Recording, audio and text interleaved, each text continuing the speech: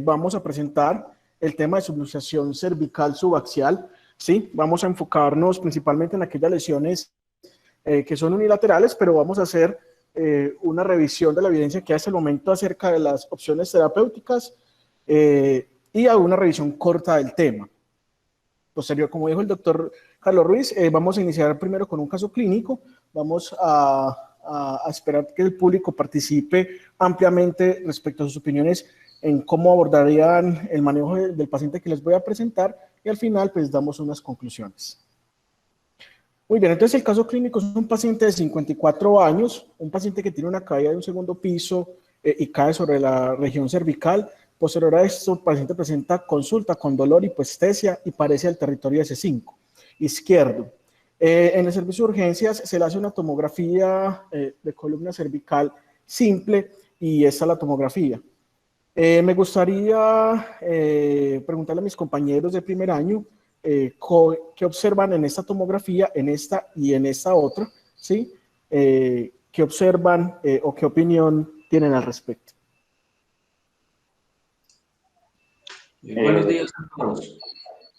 En esta imagen pues tenemos una tomografía en un corte sagital en el cual si vemos detenidamente lo que son las líneas vertebral anterior y posterior, observamos que hay una anormalidad entre los cuerpos de C5 y C6 con una listesis aproximadamente del 25%. Y también si observamos el espacio interespinoso de las vértebras C5 y C6 está aumentado de tamaño. Muy bien, Montenegro. Y aquí en esa imagen, ¿qué logran observar? Bueno, buenos días para todos también. Pues vemos en la parte derecha un corte axial. En ese corte axial se ve un signo pues, que nos hace sospechar la subluxación, que es el signo de los panes de hamburguesa invertidos, que lo vemos hacia el lado izquierdo de las facetas.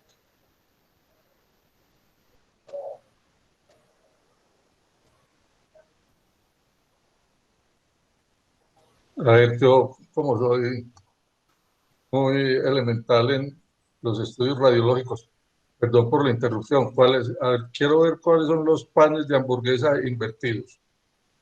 En mi entrenamiento nunca oí eso.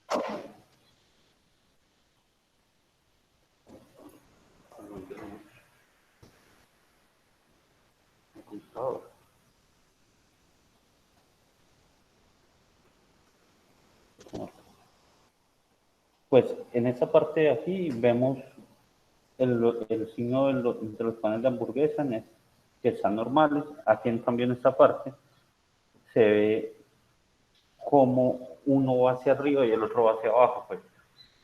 Eso es lo que se denomina pues, el signo de los panes de hamburguesa invertidos. No se escuchó. Gracias y perdón por la interrupción. Muy bien, entonces continuando muy bien a los dos compañeros del primer año. Entonces, como podemos ver en esta tomografía, hay una subluxación sí, a nivel de C5, C6, y con estos hallazgos y con la sospecha del daño de cúmulo ligamentario posterior por este aumento del espacio interespinoso, entonces se decidió realizar una resonancia. Ese fue el estudio de resonancia que se realizó inicialmente. Me gustaría que algún compañero de segundo año, podría ser el compañero Mauro Marcelo, me diera una descripción de esta imagen o qué puede observar. Buenos días. Bueno, aquí vemos una resonancia magnética, la columna cervical. Vemos un corte sagital, ¿sí? En secuencia T2. Y estamos viendo lo que se evidenciaba en la TAC, un aumento del espacio interespinoso a nivel C5, C6 con hiperintensidad del ligamento interespinoso, algo de hiperintensidad del ligamento supraespinoso. Vemos el acuñamiento del cuerpo vertebral a nivel de C5. Sin embargo, no vemos una herniación discal clara hacia el canal espinal. Vemos que todavía conserva la columna anterior del líquido. Hay algo de pérdida de la columna posterior del líquido. No vemos una contusión medular clara en esta imagen. Hacia la otra imagen tenemos una corte axial de la columna cervical, donde vemos pues esta pseudosubluxación izquierda sin ningún componente herniario hacia el canal cervical. Muy bien, Mauro, muchas Hay una gracias. clara disrupción del complejo ligamentario posterior. Muchas gracias, Mauro. Muy bien, y me gustaría preguntarle también al público, podría ser un compañero de tercer año, ¿qué piensan de ese hallazgo de la paresia y el dolor radicular de la raíz de C5 izquierda en ese paciente? De pronto el compañero Oscar, que está en la rotación de columna, nos podría ayudar con esa parte. Buenos días, Johan. Buenos días, Oscar. Bueno, entonces, pues es claro ahí que el nivel de la lesión de ese paciente es a nivel de C5, C6. Esa paresia, pues por epidemiología, uno puede decir que más del 50% del trauma subaxial ocurre a nivel de C5, C7. Entonces uno esperaría que las raíces más comprometidas fueran esas, desde el punto de vista epidemiológico. Desde el punto de vista anatómico, se ha descrito que la raíz de C5 es más corta al compararla con las otras raíces cervicales, y eso sumado a que el punto del ápex de la lordosis cervical está a este nivel, nos sugiere pues que es una raíz muy susceptible a la elongación. Por lo tanto, uno podría esperar que esta raíz sea comprometida en el trauma cervical. Un hallazgo importante aquí en las imágenes que han descrito los muchachos es la deformidad en cifosis que tiene este paciente a ese nivel, a nivel de C5, C6. Eso es importante para uno poder determinar también el abordaje quirúrgico a este paciente. Muchas gracias, Oscar. Muy bien, me gustaría preguntarle a los profesores y a los invitados de la charla qué opción terapéutica le ofrecerían a ese paciente. ¿Le harían manejo médico o le harían manejo quirúrgico? Y si le hacen manejo quirúrgico, ¿qué abordaje elegirían y por qué?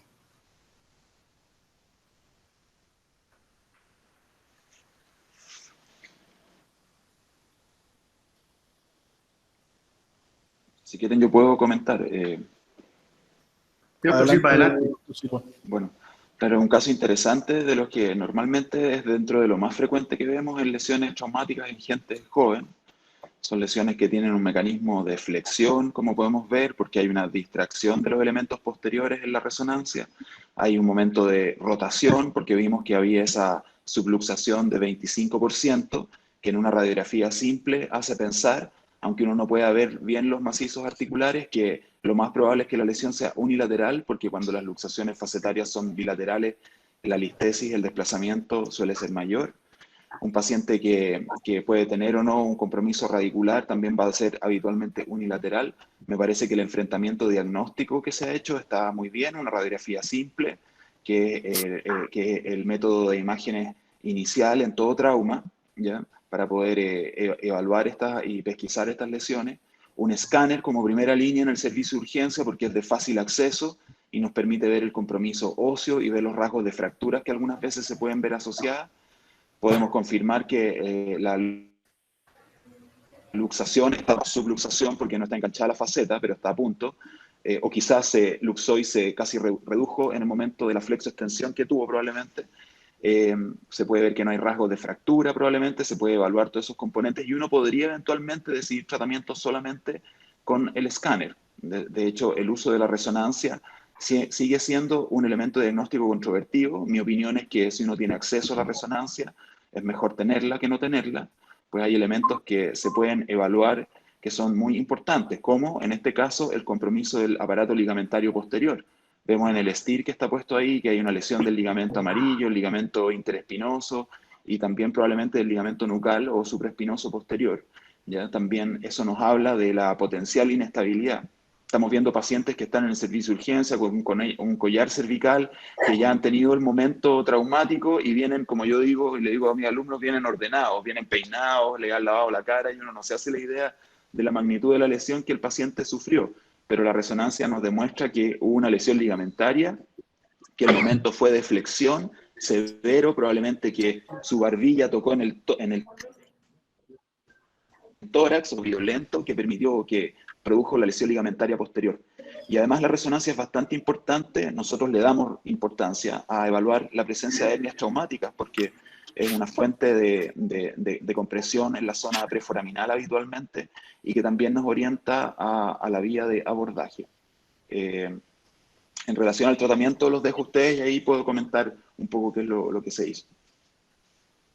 Gracias, doctor Silva, por la explicación del mecanismo, que es muy interesante.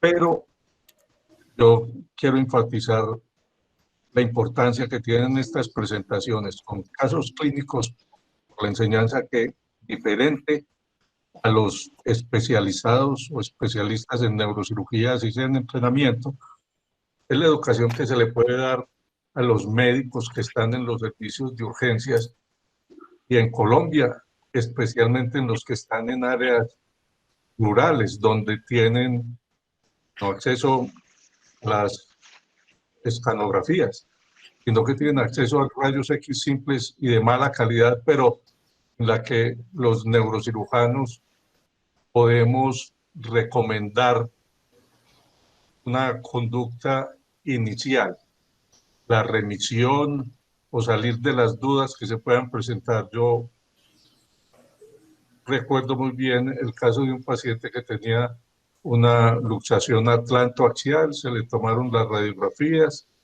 las revisó el médico, pero no tenía a quién consultarles y las ha remitido por las fotos de WhatsApp. Un neurocirujano habría visto la lesión que finalmente, como dice el doctor, llegó seguramente con un poco de dolor en el cuello y muy bien peinado, pero a los 3 meses estaba cuadripléjico. Finalmente se murió por el deterioro neurológico, el compromiso respiratorio. Eso es de gran importancia.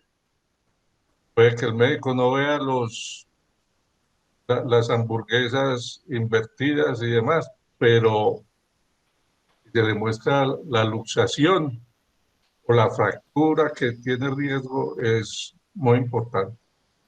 Eso era lo que quería anotar.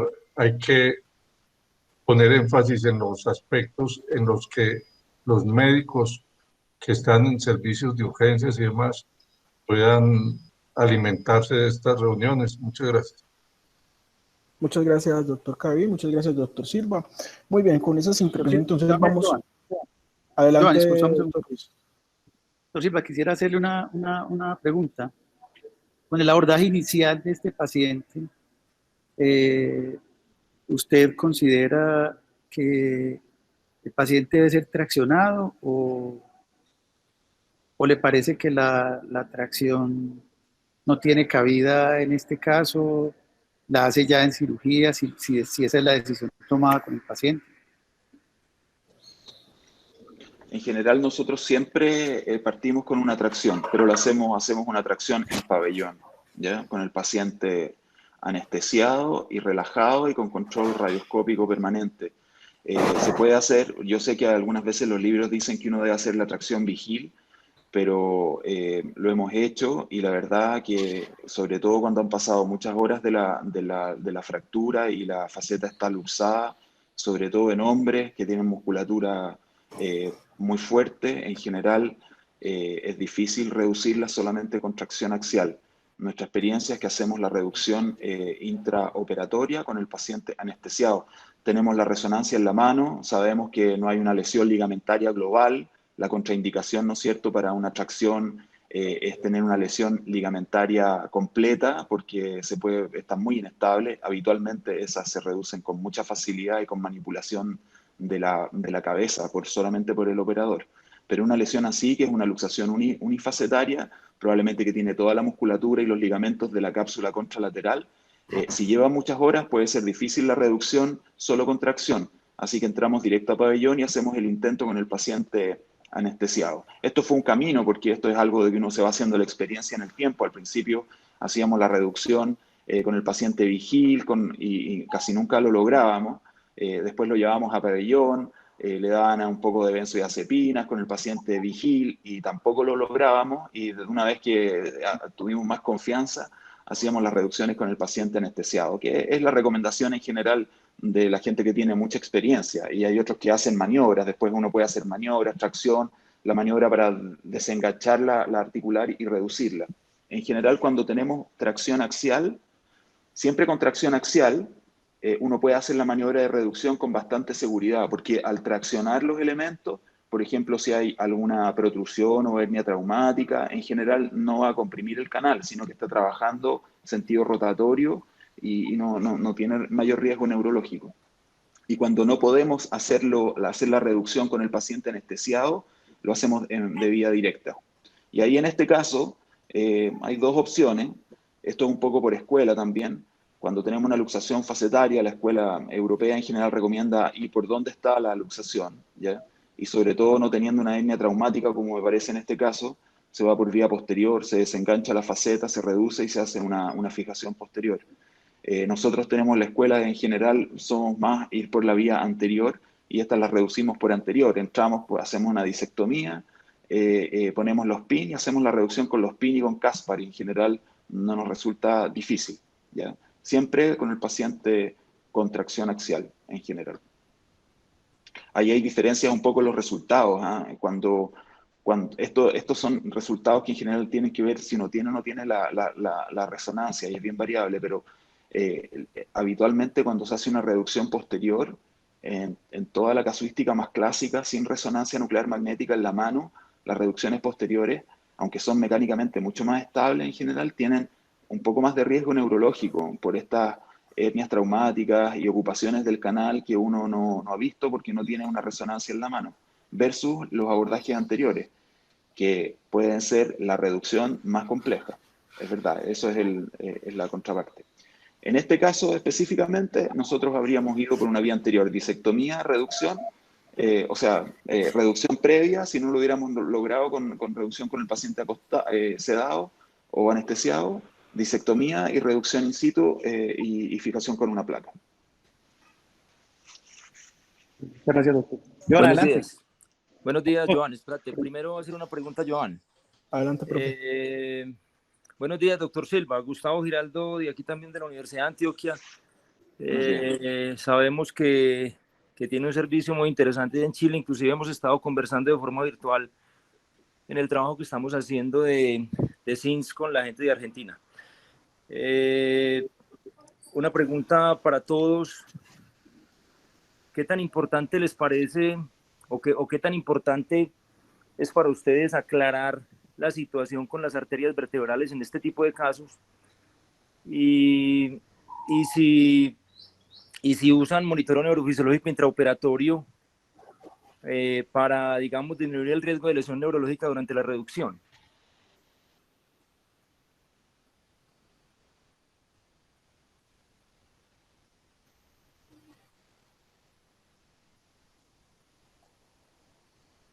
Sí, puedo contar nuestra experiencia.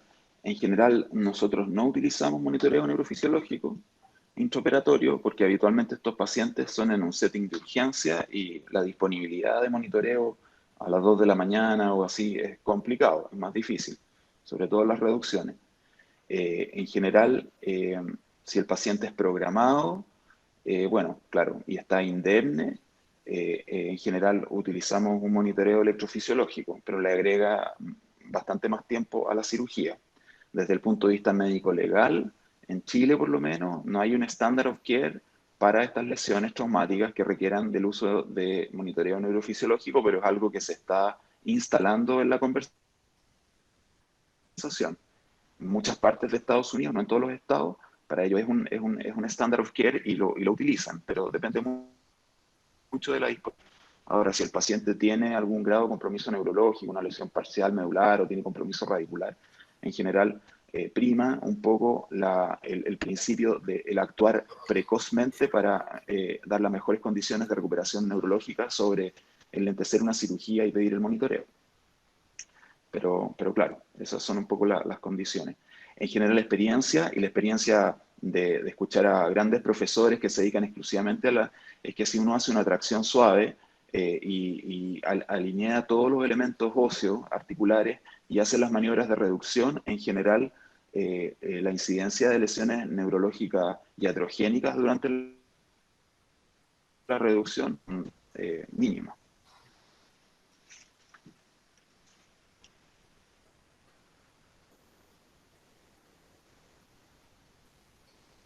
Joan, adelante. Listo, doctor. Muchas gracias, profesores, por sus aportes. Vamos a continuar entonces con la charla. Entonces, en esta revisión vamos a revisar 4 controversias básicamente. La primera es, ¿sirve o no la reducción cerrada de estos pacientes? La segunda es si la resonancia es necesaria previa a la reducción cerrada. La tercera es, en esos pacientes con lesión unilateral, ¿sí? Y subluxación unilateral, es preferible el manejo quirúrgico o manejo conservador. Y en los pacientes que tienen indicación de manejo quirúrgico, ¿qué abordaje preferimos? ¿Anterior, posterior o combinado?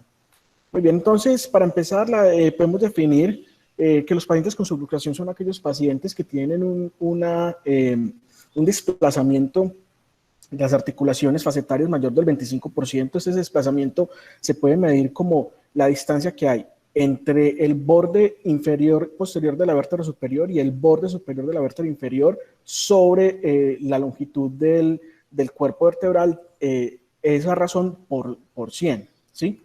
Digamos que hay varios tipos de luxación, más que tipos es como la progresión de la luxación como tal. Vemos que en una primera instancia está la subluxación facetaria cuando hay un 25% de desplazamiento, ¿sí? Luego está la faceta montada o enganchada, ¿sí? Y posteriormente está la faceta bloqueada. Además de eso, podemos tener asociado a esa luxación una fractura que puede ser de la faceta inferior, de la faceta superior, o una fractura que genere una disociación entre el pedículo y la faceta. Muy bien, en 1982, Allen y Ferguson dan una clasificación desde el punto de vista mecánico o de la cinemática del trauma, ¿sí? Y dan varias categorías, dentro de las cuales dan la categoría de lesiones en distracción flexión y lesiones en flexión. Estas dos tipos de flexiones son las que generan la luxación facetaria de la que vamos a hablar en esta charla. Gracias a esa clasificación de Allen y Ferguson se logró dar unos grados de luxación para esta patología. Entonces tenemos un primer grado que es la subluxación, ¿sí? Que como venimos mencionando, pues es una luxación parcial de las carillas articulares de la faceta que no es completa. Posteriormente está la luxación facetaria unilateral, ¿sí? Que es una luxación completa de un lado de las facetas. Luego tenemos una luxación facetaria bilateral con un desplazamiento del 50%. Y por último tenemos la luxación mayor, que es la luxación facetaria bilateral con un desplazamiento del 100%. Entre mayor sea la luxación, pues mayor va a ser el riesgo de daño neurológico.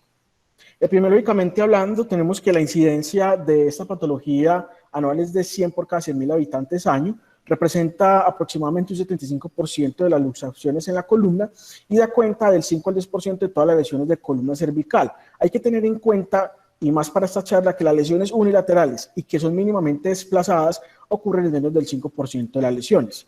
Y los pacientes con luxación bilateral, 85-90% van a presentar daño neurológico. Para clasificar esta patología, actualmente existen dos grandes métodos de clasificación. La primera es el sistema de clasificación de lesiones subaxiales cervicales y la otra es la clasificación de la O-Spine.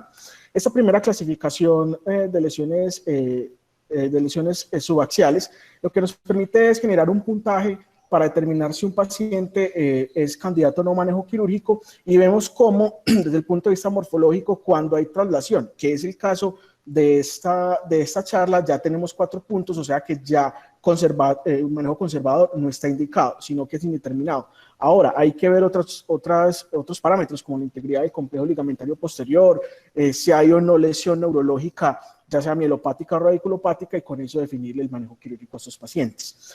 La clasificación O-Spine tiene una parte específica en sus clasificación de lesiones subaxiales, que son las lesiones tipo F o lesiones facetarias, y vemos cómo ya el proceso de subluxación, luxación o desplazamiento ya se cataloga como una lesión tipo 4, ¿sí? Y que son altamente inestables y los clasifica como lesiones que requieren manejo quirúrgico. Desde el punto de vista diagnóstico imaginológico, entonces tenemos 3 grandes estudios. La primera es la radiografía simple de columna cervical. La radiografía tiene una sensibilidad realmente baja para el diagnóstico de estas lesiones, tiene una sensibilidad del 36 al 52%, y para aquellas lesiones unilaterales y poco desplazadas tiene una sensibilidad aún más baja. Es muy difícil ver una lesión unilateral poco desplazada o poco comprometida en una radiografía simple de columna cervical. El estudio que más sensibilidad tiene para estas lesiones y que es el estudio de entrada para el neurocirujano y los pacientes y los médicos de urgencias es la tomografía. Tiene una sensibilidad que va del 98 al 100% porque nos permite ver detalladamente cómo está esa articulación desde el punto de vista óseo. La resonancia también es un estudio que es importante para el planeamiento del manejo de estos pacientes, pues nos permite evaluar en primera instancia si el paciente tiene algún compromiso herniario o no del disco afectado, del nivel afectado, y si hay compromiso ligamentario o no. Esto va a ser muy importante a la hora de planear nuestro abordaje quirúrgico y de planear pues como el proceso terapéutico de esos pacientes. Muy bien, entonces ya pasando al manejo, tenemos que el objetivo principal del manejo de los pacientes con luxación facetaria es la estabilización y lograr la mejor condición neurológica posible para estos pacientes, ¿sí? Y hay 3 principios a considerar en el manejo. El primero es el grado de inestabilidad de la lesión, segundo, si hay o no presencia de daño neurológico, y tercero, cuáles son las comorbilidades que tiene el paciente y a qué se dedica el paciente. Esto va a ser muy importante a la hora de tomar una conducta con estos pacientes. Muy bien, entonces tenemos que una de las grandes opciones, una de las grandes, digamos, primeras etapas que tenemos para el manejo de esos pacientes es la reducción cerrada con tracción cervical. ¿En qué consiste? Es que ponemos un halo de tracción, ¿sí? Que se localiza 1 centímetro sobre el pabellón auricular. No debe ser anterior a este por el riesgo de daño de la arteria temporal superficial, ni tampoco posterior, porque a este nivel hay más riesgo de que haya un pull-out de los tornillos que fijan el aro de tracción. ¿Cómo se hace? Se genera una carga inicialmente de 4.5 kilogramos cada 20 minutos hasta lograr la reducción, para un máximo se ha reportado en la literatura de 63.5 kilogramos para lograr reducciones de luxaciones cervicales. ¿Cómo hacemos el seguimiento de esta reducción? Se hacen radiografías cada 3 a 10 minutos para ir mirando cómo va avanzando la reducción, ¿sí? Y una vez alcanza la reducción del paciente, se deja un peso de 4.5 a 9 kilogramos para mantener la reducción que alcanzamos. Ahora, la primera controversia es, ¿sirve o no la reducción cerrada? Aquí les traigo un estudio, una revisión sistemática que se hizo en el 2013, donde se revisaron varios artículos, ¿sí? Una de las revisiones que tuvieron en cuenta fue una que se hizo en 2002, donde se estudiaron 1.200 pacientes y se reportó que cuando se les hacía una reducción cerrada, hasta el 80% tenían una reducción exitosa. Posteriormente, en el 2003, hubo un reporte de 21 pacientes con luxación, en los cuales se vio que aquellos que tenían que se presentaban al servicio de urgencias 5 días después de haber presentado la lesión, la reducción no fue posible, ¿sí? Posteriormente, en el 2006, 41 pacientes que fueron llevados a vía anterior tuvieron una reducción previa cerrada con un 80% de éxito, ¿sí? Y esta revisión del 2012 también describió que el daño neurológico asociado a la tracción de esos pacientes fue menos del 1%. En series posteriores a esta del 2002, se ha descrito una incidencia de lesión neurológica entre un 2 y un 4%, por lo cual esta revisión hace una recomendación nivel 3 sobre que en estos pacientes se debe hacer una reducción temprana cerrada para mejorar el desenlace neurológico de los pacientes, teniendo un riesgo bajo de lesión neurológica por la misma maniobra, ¿sí? Y una alta tasa de éxito, teniendo en cuenta que esta maniobra se hace en pacientes, en pacientes que llegan temprano después del trauma, pues aquellos que ya llegan de forma diferida después del 5º día, no se les debe hacer reducción cerrada. Muy bien, pero y la otra pregunta o la otra controversia ¿es necesaria la resonancia magnética previa a la reducción cerrada? Este primer estudio que les traigo es un estudio prospectivo que se hizo en 1999. Lo que querían evaluar era en los pacientes que se llevaban a tracción, ¿sí? Cuando se les realizaba una resonancia pre y post, si había o no daño, un compromiso herniano, es decir, si aparecían hernias después de la reducción, si había compromiso ligamentario, si había compresión medular. ¿Qué se mostró? Y es que en ninguno de los hallazgos o ninguno de los objetivos del estudio mostró una diferencia significativamente estadística. Es decir, cuando se hacía la resonancia pre a la reducción y post a la reducción, no había mayor aparición de hernia post reducción, tampoco había mayor compromiso ligamentario anterior ni ligamentario posterior, ni tampoco había mayor lesión medular. Ese segundo estudio que les traigo es un estudio que se hizo en el 2019, ¿sí? Es un estudio retrospectivo con 89 pacientes con sección facetaria y el objetivo era evaluar si los hallazgos de resonancia magnética modificaban o no la conducta del cirujano para hacer una reducción cerrada. En ese estudio digamos que se diferenciaron en dos grandes grupos. Un grupo en el que se clasificaron como pacientes que tenían riesgo de disco, es decir, aquellos pacientes que presentaban hernia discal antes de la reducción, y otro grupo en el cual no se tuvo este hallazgo. Entonces, dentro de los pacientes que lograron identificar que había una herniación discal en la resonancia, de los que se llevaron a reducción cerrada con este hallazgo, la mitad tuvieron éxito en la reducción y la otra mitad no tuvieron éxito, fuera porque no se logró la reducción o fue porque presentó alguna complicación desde el punto de vista de deterioro neurológico. Ahora, los pacientes que no tenían este hallazgo de hernia discal, que se llevaron a reducción cerrada, solo uno tuvo deterioro neurológico en el estudio.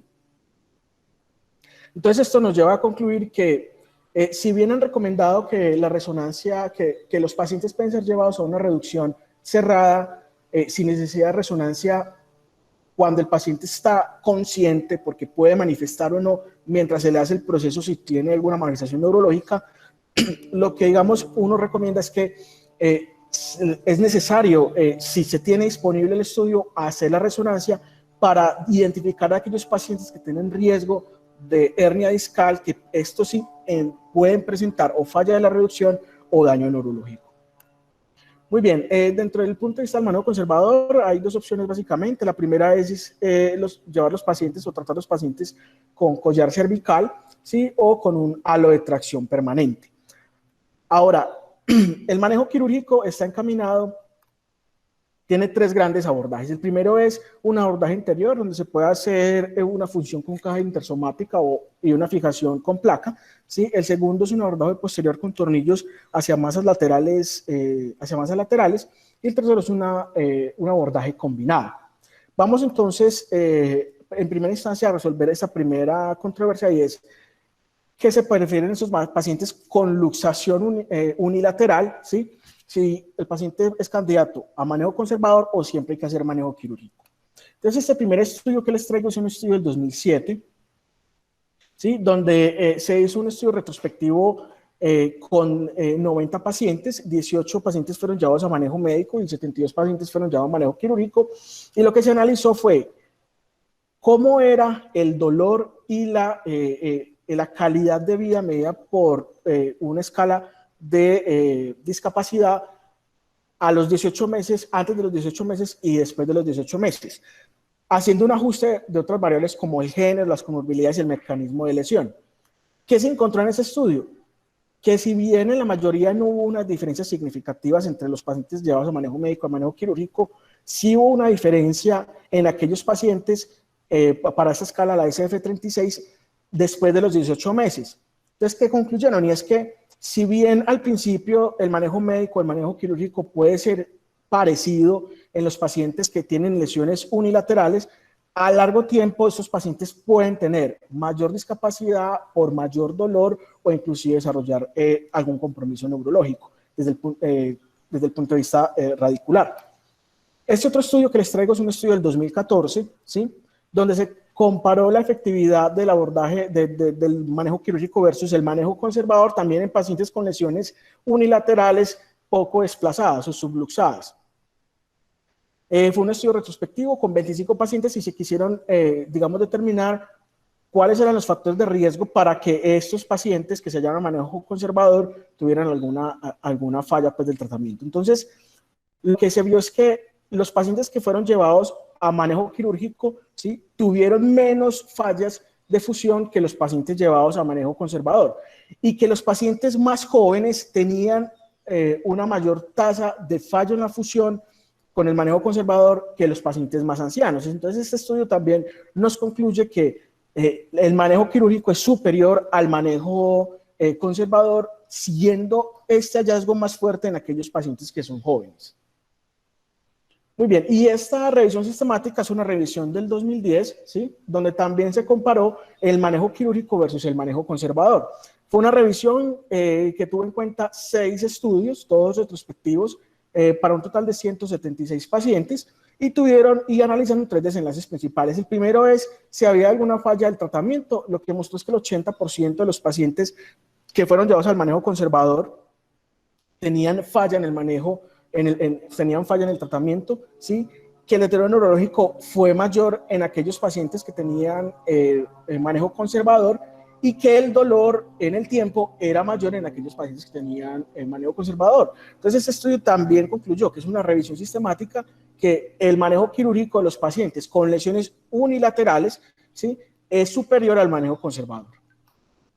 Muy bien, y en ese mismo estudio también se evaluó si en aquellos pacientes que tenían una falla del manejo conservador, aún después de presentar nuevamente síntomas, ¿sí?, ya fuera por dolor o por manifestación neurológica, si el manejo quirúrgico después de esto mejoraba o no su situación, o si seguían sin el manejo conservador, cómo era el desenlace, tanto para la reducción anatómica, manifestaciones neurológicas o el dolor persistente. Entonces, lo que vimos es que los pacientes que fueron llevados a cirugía después de que tuvieron un manejo conservador tuvieron una falla de la reducción anatómica del 20 al 40%, ninguno tuvo deterioro neurológico, y la presencia del dolor fue del 0 al 10%, pero aquellos pacientes que persistieron con el manejo conservador, 100% tuvieron falla en la reducción anatómica, 0 a 17 tuvieron deterioro neurológico, presentando alguna manifestación neurológica, ¿sí?, y 70% continuaron con dolor. Muy bien, y este otro estudio, que es del 2017, lo que quería evaluar era cuáles eran los factores de riesgos para falla en los pacientes que fueron llevados a manejo conservador en los pacientes con lesión unilateral. Fue un estudio retrospectivo de 103 pacientes analizados, todos llevados a manejo médico. De entrada les digo que el porcentaje de progresión radiológica en deformidad para esos pacientes fue del 20%, y el porcentaje de falla terapéutica fue del 9%. Entonces, se analizaron factores de riesgo para progresión de la listesis desde el punto de vista radiológico, y se analizaron fueron los posibles factores para el riesgo de falla terapéutica médica. Entonces, esta primera tabla nos muestra los factores de riesgo que tuvieron significancia estadística para progresión radiológica. La primera es el índice de masa corporal, ¿sí? Pacientes obesos tienen mayores tasas o mayor riesgo de presentar progresión radiológica que en aquellos pacientes que son llevados a manejo conservador. Las comorbilidades también, aquellos pacientes con mayores comorbilidades en mayor riesgo de progresión desde el punto de vista radiológico, el desplazamiento de la fractura y el porcentaje de conminución o de fractura de la faceta afectada también se relacionaron con progresión en la deformidad en el tiempo. Desde el punto de vista del manejo del éxito terapéutico, los factores de riesgo también que tuvieron significancia estadística fue pacientes que fueron obesos, ¿sí? Pacientes con un índice de severidad en el trauma, entre más fuera mayor este índice de severidad en el trauma, mayor riesgo de falla terapéutica con el manejo conservador, y el desplazamiento de la fractura o la cantidad de luxación que tenían esos pacientes también se relacionaban con peor desenlace para el manejo conservador. Muy bien, y también desde el punto de vista de las variables nominales, si el paciente presentaba radiculopatía en el ingreso, esto estaba relacionado con mayores tasas de fallo en el manejo conservador, y si el paciente presentaba una listesis mayor de 2 milímetros, también tenía mayores tasas de fallo en el manejo conservador.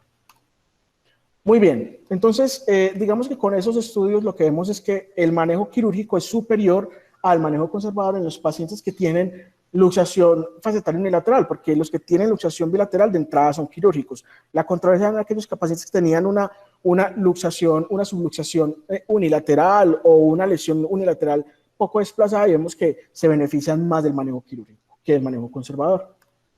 Muy bien, ahora, teniendo en cuenta que esos pacientes se benefician más del manejo quirúrgico, ¿qué tipo de abordaje preferimos para los pacientes con subluxación o luxación facetaria unilateral o bilateral? Entonces tenemos que hay tres grandes abordajes, como les comentaba ahora, a un abordaje anterior, posterior o combinado. Este primer estudio es un estudio del 2007, es un RCT que se llevó a cabo en 42 pacientes, 20 pacientes fueron llevados a una vía anterior y 22 pacientes a una vía posterior. Tenían dos desenlaces, un desenlace primario que iba a medir el tiempo de estancia hospitalaria de las dos intervenciones y unos desenlaces secundarios que fueron dolor postoperatorio, escala de salud y discapacidad, complicaciones y resultados imunológicos. Entonces, en el desenlace primario, que fue la estancia hospitalaria, no hubo una diferencia estadísticamente significativa, ¿sí? La vía anterior tuvo una estancia hospitalaria de 2.75 días y la vía posterior de 3.5 días. Dentro de los desenlaces secundarios, el dolor postoperatorio tampoco fue diferente entre los dos abordajes. La escala de salud y discapacidad tampoco presentó diferencias entre los dos abordajes. Y las complicaciones, digamos que de los que fueron llevados a abordaje anterior, sí tenían una mayor aparición de lesión esofágica, disfagia y ronquera, ¿sí? Pero los que fueron llevados a vía posterior sí tenían una mayor cantidad de infecciones del sitio operatorio que los pacientes que fueron llevados a abordaje anterior. Y desde el punto de vista imaginológico, no hubo una diferencia en términos de fusión, pero sí los pacientes que fueron llevados a un abordaje posterior tenían una menor corrección de la lordosis del balance sagital. Muy bien, ese segundo estudio que les traigo es un metaanálisis del 2014 hecho por Cochrane, donde también se evaluaron el abordaje anterior y el abordaje posterior. Para este metaanálisis tuvieron en cuenta dos RCT y evaluaron los siguientes desenlaces. Cómo era el estado neurológico poscirugía, cómo era la calidad de vida de esos pacientes, el dolor postoperatorio inmediato, el dolor postoperatorio a largo plazo, es decir, después de los 6 meses, y la no fusión después de los 6 meses o la necesidad de reintervención de esos pacientes. Entonces, lo que vemos es que en el primer desenlace sobre la función neurológica no hubo una diferencia significativa entre el abordaje anterior y el abordaje posterior, ¿sí? Desde el punto de vista funcional y calidad de vida tampoco hubo una diferencia significativa entre el abordaje anterior y el abordaje posterior. Desde el punto de vista del dolor postoperatorio tampoco hubo una diferencia significativa, sin embargo, hay una tendencia a que los pacientes que fueron llevados a abordaje anterior tenían menores tasas de dolor postoperatorio. Y desde el punto de vista del dolor a largo plazo, no hubo una diferencia significativa entre los dos abordajes. Cuando analizamos las tasas de fusión, tampoco hubo una diferencia significativa entre los dos abordajes, pero lo que sí hubo una diferencia importante es que los pacientes que fueron llevados a abordaje anterior sí tenían unas mayores correcciones del balance sagital que los pacientes que fueron llevados a un abordaje posterior. Muy bien, y desde el punto de vista de las complicaciones, no hubo diferencias significativas respecto al fallo del instrumental, a las complicaciones médicas en general, ni tampoco a las tasas de infección. Lo que sí hubo una diferencia y es que los pacientes que fueron llevados a un abordaje anterior sí tenían mayores tasas de ya sea de disfagia, lesión esofágica o ronquera postoperatoria. Muy bien, este otro estudio que les traigo es un estudio de este año, es un estudio retrospectivo, una comparación que se hizo entre el abordaje anterior y el abordaje posterior a un seguimiento de 10 años. Se tomaron en cuenta 159 pacientes, 92 llevados a vía anterior y 67 llevados a vía posterior, esto decidido por el neurocirujano que estaba de turno. Los desenlaces evaluados fueron cómo era la recuperación funcional y el dolor medio en la escala MJOA y el NDI, cómo era la corrección de la lordosis de cada uno de estos abordajes, cómo era la recuperación neurológica media en la escala de Asia y cómo eran las complicaciones y la satisfacción del paciente con esos abordajes. Entonces, en esta primera tabla lo que muestro es la distribución demográfica de los pacientes, ¿sí? Vemos que tanto el abordaje anterior como el abordaje posterior tuvieron un porcentaje parecido de pacientes con lesión unilateral, ¿sí? Y que la cantidad de lesiones en los diferentes niveles también fue, digamos, muy parecido, no habiendo ninguna diferencia estadísticamente significativa entre la distribución de las lesiones de los pacientes. Entonces, en esta primera tabla lo que les muestro es cómo fue la escala japonesa en el seguimiento de estos pacientes en el preoperatorio a los 6 meses, a los 2 años, y al final del seguimiento, que fue en promedio entre 10 y 14 años, ¿sí? vemos que no hubo una diferencia significativa respecto a la funcionalidad de estos pacientes. Desde el punto de vista del dolor cervical, tampoco hubo una diferencia estadísticamente significativa en el posoperatorio, ya fuera a los 6 meses o a los 2 años, pero al final del seguimiento, es decir, a largo plazo, ¿sí? Las tasas de dolor eran menores en los pacientes que fueron llevados a un abordaje anterior. Desde el punto de vista de la corrección de la lordosis de esos pacientes, sí hubo una diferencia estadísticamente significativa al final del seguimiento. Los pacientes que fueron llevados a manejo anterior tenían una mayor corrección de la lordosis que aquellos pacientes que fueron llevados al manejo posterior, y desde el punto de vista de la recuperación neurológica no hubo una diferencia significativamente estadística. Muy bien, y teniendo en cuenta otros desenlaces, vemos que los pacientes que fueron llevados a un manejo anterior tenían mayores complicaciones desde el punto de vista de la lesión esofágica, de la disfagia o de la ronquera, ¿sí? Pero los pacientes que fueron llevados a un abordaje anterior tenían menores tiempos quirúrgicos, menos pérdida sanguínea y menor estancia hospitalaria, y esto sí fue significativamente estadístico. Muy bien. Dejando de lado un poco entonces la comparación entre el abordaje anterior y el abordaje posterior, vamos a mirar cómo es o en qué pacientes podría ser indicado el abordaje combinado, ¿sí? Eso fue un estudio retrospectivo donde se comparó el abordaje anterior versus el abordaje combinado de pacientes con luxación facetaria. Fue un estudio retrospectivo de 50 pacientes. Lo que aquí en esa primera tabla lo que les muestro es se divide el estudio en diferentes grupos, A, B, C y D. El primer grupo fueron pacientes que tenían un estado 1 o 2 de la clasificación de Allen, es decir, el grado de luxación era subluxación o una luxación no completa, ¿sí? Que fueron llevados a un abordaje anterior. El grupo B, aquellos pacientes que tenían ya una luxación bilateral, que fueron llevados a un manejo anterior. Aquellos pacientes, el grupo C, pacientes que tenían una subluxación, que fueron llevados a manejo combinado, y D, pacientes con lesiones de alto grado que fueron llevados a manejo combinado. Entonces, en esta tabla lo que nos muestra es que cuando comparamos los grupos que tienen subluxación, sí, que fueron llevados a manejo anterior versus manejo combinado, solamente hubo una diferencia significativa en el tiempo operatorio, siendo mayor, obviamente, los pacientes que fueron llevados a un manejo combinado. No tuvieron diferencias ni en la ganancia de altura, ni en la corrección de la lordosis, ni en las tasas de fusión, ni en la recuperación neurológica cuando se llevaba manejo combinado versus el manejo solamente anterior. Donde sí hay una diferencia significativa en términos de fusión en los pacientes que tuvieron altas lesiones de alto grado, ¿sí? Como son los pacientes que tuvieron B o D, clasificados como B o D. Y desde el punto de vista de las complicaciones, tampoco hubo una diferencia significativamente estadística para el fallo del material, tasas de falla de la fusión o falla pues, del material como tal. No hubo una diferencia significativa en estos 3 desenlaces.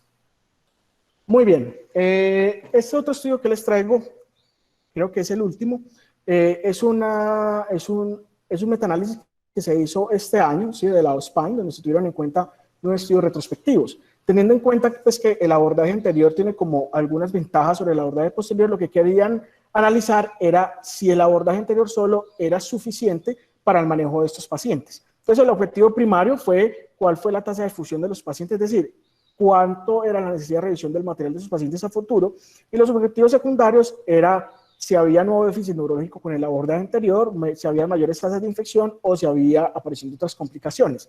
Además, en esta revisión también se analizaron 4 preguntas. La primera es si la vía anterior daba suficiente estabilidad para pacientes que tenían luxaciones asociadas a fractura facetaria. La segunda pregunta era si la vía anterior permitía una reducción exitosa de forma segura. La tercera era qué tan eficiente era la vía anterior para el manejo de las luxaciones unilaterales y bilaterales. Y la quinta era qué tan factible era tratar una lesión facetaria antigua por la vía anterior. Entonces, los resultados del estudio en general fueron que desde el punto de vista del desenlace primario, es decir, las tasas de falla en la fusión que requirieron revisión de cirugía fueron muy bajas, ¿sí? Es decir, los pacientes que fueron llevados a vía anterior, ninguno requirió revisión de la cirugía, siendo, digamos, aparte algunas consideraciones que no voy a mencionar en el momento, pero en términos generales ninguno requirió revisión de cirugía. Desde el punto de vista de los desenlaces secundarios, ninguno presentó daño neurológico y las tasas de infección fueron bajas. En algunas series mostraron la tasa de infección fue del 3.21% y en otras fue del 20%. Y las complicaciones solamente vuelve y juega. Hubo dos pacientes con lesión esofágica, ¿sí? Y con disfagia, las cuales resolvieron. Muy bien, entonces, ya teniendo en cuenta las preguntas que se hicieron en este metaanálisis, la primera es si la vía anterior era suficiente para la estabilidad de enunciaciones asociadas a fractura facetaria.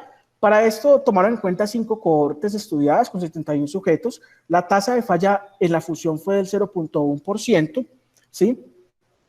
Otro reporte de literatura relaciona la fractura facetaria con fallas radiográficas del 13%, en esta fue del 0.1%, pero en esta del 13% no especificaban el tipo de fractura. Algo que sí recalcaban ellos es que en la revisión recomiendan que las fracturas que generan disociación entre la faceta y el pedículo sí requirieron instrumentación de 2 niveles a nivel anterior, ¿sí? Y aquellas fracturas que comprometían volumétricamente más de la mitad de la faceta también tenían bajas tallas de falla de fusión por la vía anterior. Muy bien, la otra pregunta era si la vía anterior permitía una reducción exitosa de forma segura. Para eso se tuvieron en cuenta 7 estudios con 350 sujetos. Todos mostraron una reducción exitosa y segura, sin deterioro neurológico y sin necesidad de revisión por vía posterior. De los 350 sujetos, el 99.4% no habían sido llevados a una reducción cerrada. Aparte de eso, otros estudios han mostrado que uno de cada 10 pacientes no pueden ser reducidos por vía anterior.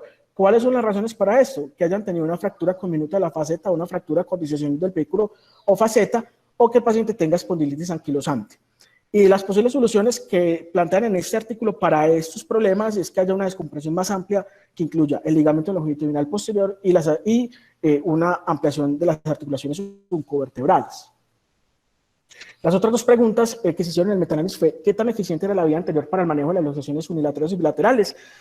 Para las lesiones unilaterales, el abordaje anterior presentó una talla de falla del 0.86% y para las bilaterales presentó una tasa de falla del 1.16%.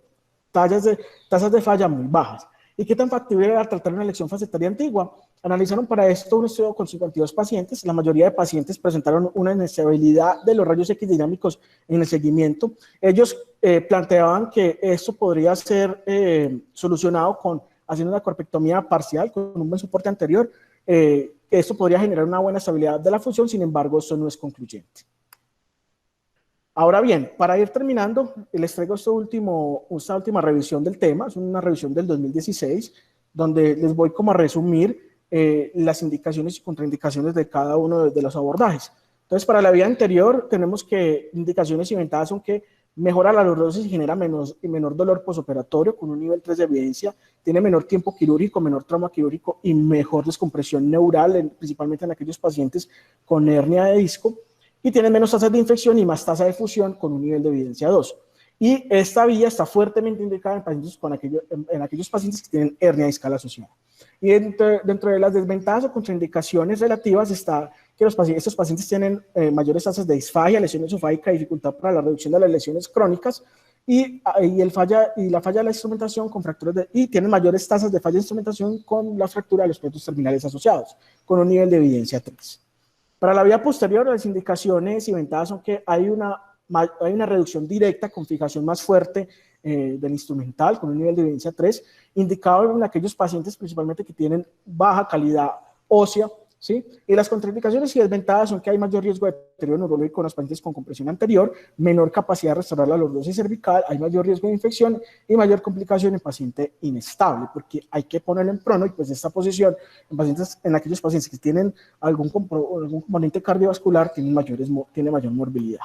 Y para el abordaje combinado se recomienda en aquellos pacientes con lesiones crónicas, con pseudoartrosis asociada o desbalance muy importante del componente sagital, cuando se requiere una osteotomía para una descompresión nerviosa o restaurar el alineamiento sagital o en aquellos pacientes con pobre calidad ósea. Como conclusiones de esta revisión, tenemos que los pacientes con algún grado de luxación facetaria siempre se debe considerar el manejo quirúrgico. En mi concepto siempre se debe realizar la resonancia previa a la reducción cerrada y a la cirugía. Siempre preferir la vía anterior para el manejo de esos pacientes y en pacientes con lesiones crónicas, pobre calidad ósea o una alteración significativa del balance sagital, preferir el abordaje posterior o el abordaje combinado. Muy bien, entonces, la resolución del caso fue que ese paciente inicialmente se llevó a un abordaje posterior, ¿sí? Como vemos acá. Posteriormente se hizo una resonancia de control y dio la impresión de que el paciente tenía una herniación de disco posterior al manejo quirúrgico y se decidió llevar a un abordaje anterior en un segundo tiempo quirúrgico con un cajetín. Muy bien, esta era la charla. Muchas gracias por la atención. Espero les haya gustado. Estoy abierto a preguntas y comentarios.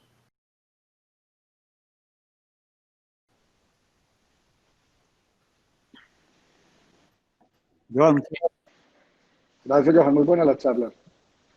yo quisiera preguntarle al auditorio, Joan nos presentó una estadística de que 1 de cada 10 de pronto no se reducen, se consideran irreductibles.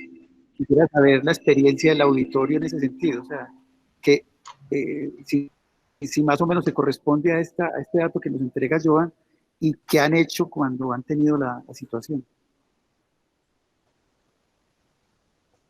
Doctor Silva, ¿de pronto le ha pasado? No sé. Sí, bueno, primero que nada, decir que la revisión era excelente, porque se pasea por toda la evidencia y las conclusiones son muy contundentes. Y además se relaciona muy bien con la experiencia que nosotros hemos tenido acá en los centros, entre la clínica alemana y la Mutual de Seguridad, que es un lugar de, de accidentes del trabajo.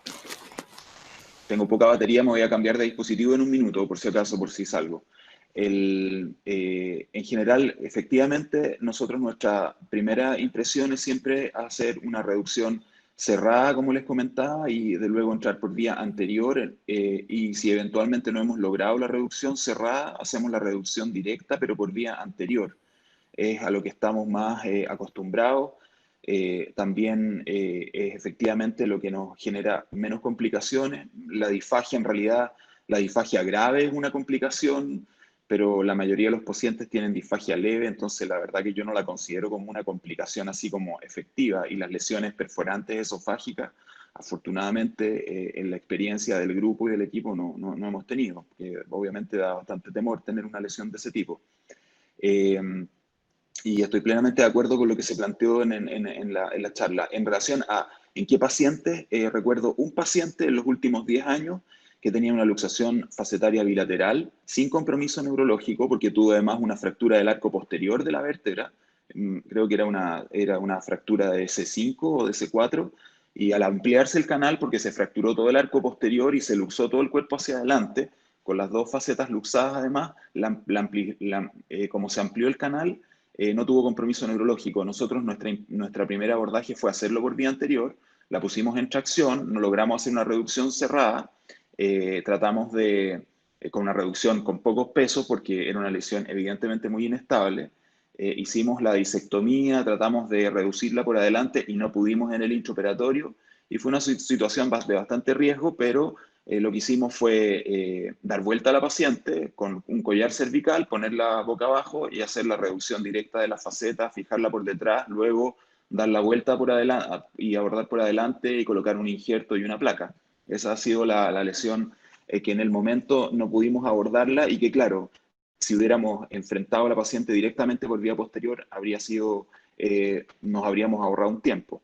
Y otro paciente, hemos tenido un par de pacientes donde hemos ido a la reducción anterior, que se ha logrado, fijación con placa y tornillos, pero ha habido aflojamiento y subluxación aguda de la placa, y hemos tenido que ir por vía posterior a hacer un aporte de una banda de tensión con tornillo.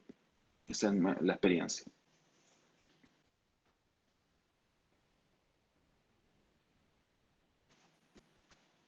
Carlos, preguntabas por la experiencia con la tracción.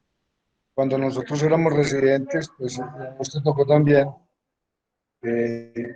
a todos los pacientes los traccionábamos, y era muy raro que viera un paciente de estos que recuperara la, la estabilidad, pues que se redujera. Yo creo que lo mejor es operarlo rápido, porque después de 48 horas, inclusive en cirugía, es muy difícil reducirlos.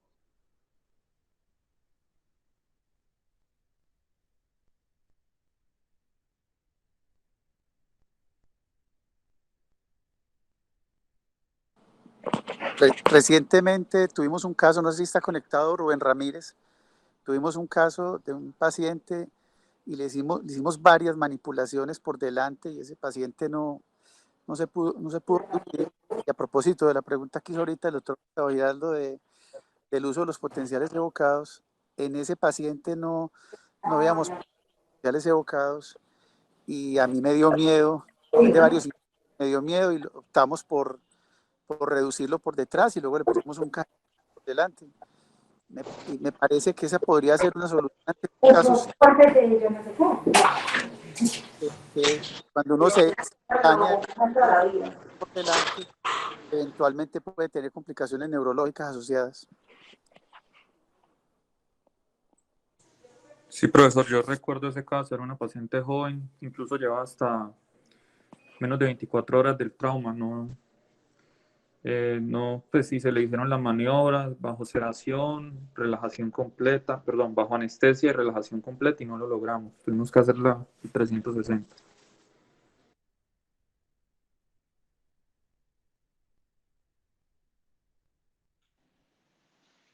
Bueno, la experiencia, como les decía, nuestra es un poco semejante. Uno siempre intenta hacer una reducción cerrada, con maniobra, con relajación, con anestesia.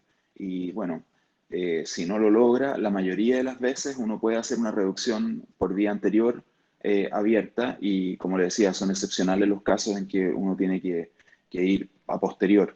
En la evaluación de la resonancia yo creo que es bien relevante porque a mayor compromiso ligamentario, por ejemplo, en una luxación bilateral, que vemos que hay edema de las cápsulas articulares, que hay rotura de ambos ligamentos amarillos, rotura del ligamento interespinoso, edema importante de toda la musculatura posterior, hiperseñal del disco, uno sabe que esa lesión es tremendamente inestable y si no hay fracturas de los pedículos o mucha conminución de la faceta, lo más probable es que uno pueda hacer la reducción con facilidad porque todas las ataduras están lesionadas y relajando el músculo lo va a poder hacer. Son estas luxaciones de repente unilaterales o bilaterales que están como inveteradas de varios días.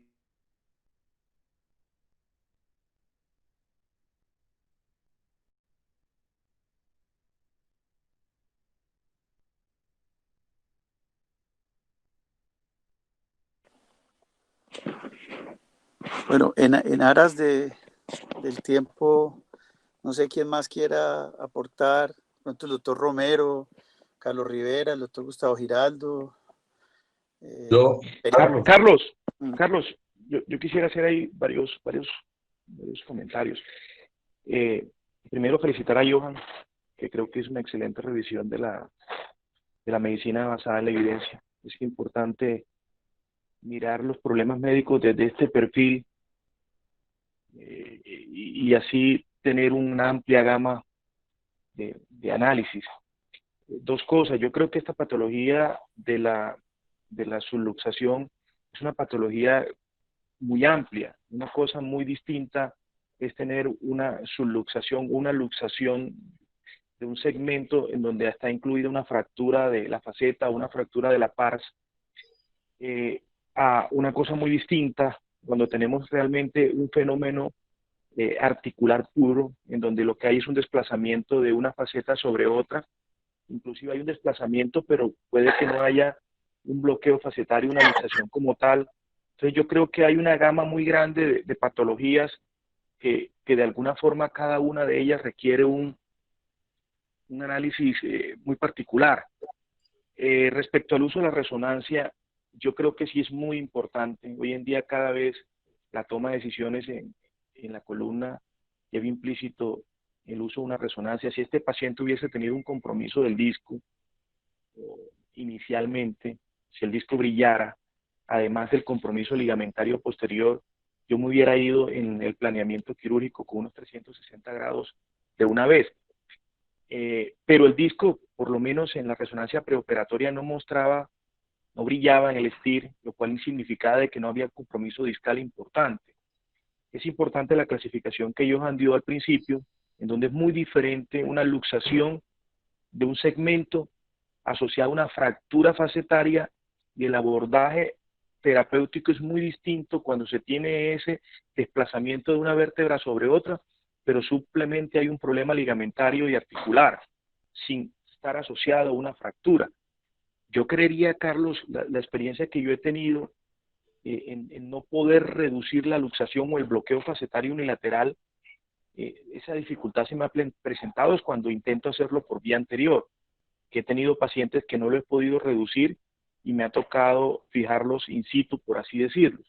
Pero yo creo que cuando hace un abordaje posterior, pues la reducción se hace en el 100% de los casos, porque de alguna forma si tú no logras con las maniobras reducir la faceta y llevarla a su punto, pues te queda la opción de hacer una resección parcial de la faceta inferior y te lleva atrás. Entonces yo creería que la dificultad de la reducción se da cuando uno intenta hacerlo por una vía anterior, pero por una vía posterior, en el 100% de los casos uno logra la reducción de la faceta.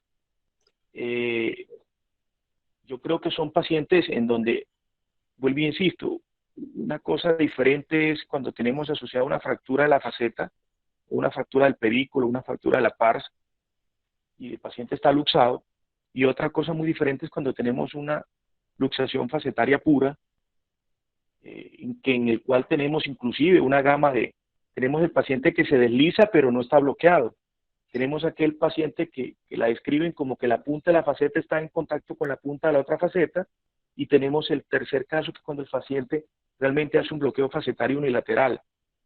Respecto al uso del monitoreo, sobre todo cuando se manipula la raíz de C5, como dijo Oscar, tiene unas consideraciones anatómicas especiales.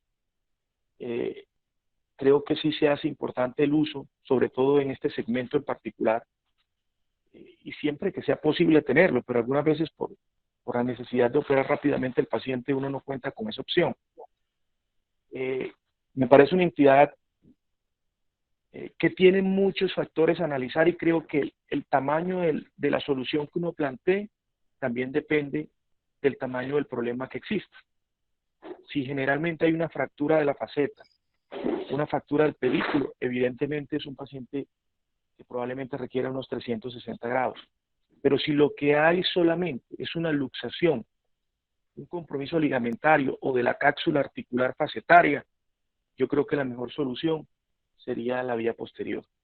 Ese sería, pues, como los comentarios que haría Carlos respecto a esta patología en particular. Y nuevamente me alegra mucho de ver a Johan haciendo estos análisis, porque es de las cosas que me alegra. Bueno, yo quiero referirme a algo que tiene mucha importancia. Al doctor Silva, quiero decirle que me alegra mucho que esté en estas reuniones, y me alegra mucho que sea también de Chile. Como doctor Silva, como yo soy un neurocirujano retirado y mi interés especial nunca fue la columna cervical, pero el resto de compañeros han estado todos tan absortos en la columna que no le emitieron ninguna felicitación por el resultado que tuvo ayer la, la propuesta que se le hizo al pueblo chileno de cambiar y hacer un referéndum. Yo me alegro mucho porque veo que, no ya aquí de las noticias, era algo necesario.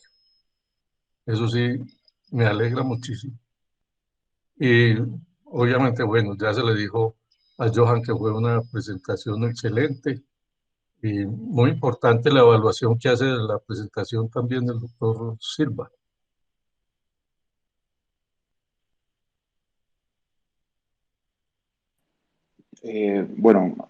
Gracias por las felicitaciones sobre Chile. La verdad que yo efectivamente creo que va a ser una oportunidad para este país, para poder hacer un país mejor, efectivamente, para todos, de todos los lados. Y creo que perdí la conexión un tiempo, no me pude conectar, algo pasó, estaba hablando sobre el abordaje, escuché finalmente lo que estaba comentando el doctor Oscar y me parece sumamente adecuado. Esto es una multiplicidad de fracturas. Uno trata de abordarlas de la manera menos mórbida, por eso siempre tenemos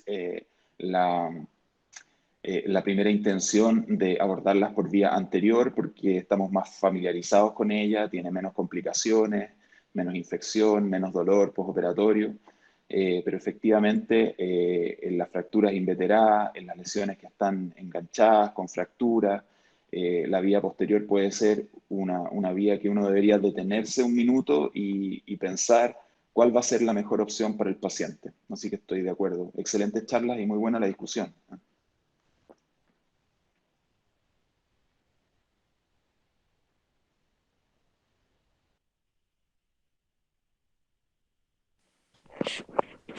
Bueno, yo creo que en aras del tiempo, teniendo en cuenta que el doctor Silva, le agradezco mucho por la oportunidad de contar con su asistencia acá, de sus conceptos. Sé que tiene la consulta por ahí represada ya y de verdad que muy agradecido por su tiempo. Ojalá nos acompañe en otras oportunidades. Entonces, quisiera como cerrar la reunión. Creo que es un tema interesante, parece un tema simple y cuando uno lo comienza a desarrollar, se comienza a encontrar una cantidad de cosas y de opciones que es muy valioso revisar. Y como decía ahorita el doctor Oscar Romero, muy interesante hacerlas en el contexto de la evidencia, de lo que nos aporta la evidencia para tomar mejores decisiones. Muy amable.